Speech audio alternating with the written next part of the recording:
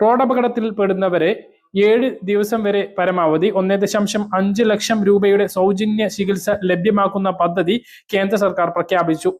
അപകട വിവരം പോലീസിൽ 24 മണിക്കൂറിനകം അറിയിച്ചിരിക്കണം.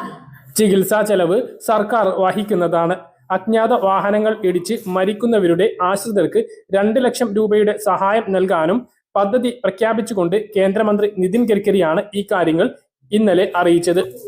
അസം, പഞ്ചാബ്, ഉത്തരാഖണ്ഡ്, ഹരിയാന, പുതുച്ചേരി, ഛത്തീസ്ഗഡ് എന്നീ സംസ്ഥാനങ്ങളിൽ പരീക്ഷണാടിസ്ഥാനത്തിൽ ഇപ്പോൾ ഇത് നടപ്പിലാക്കും.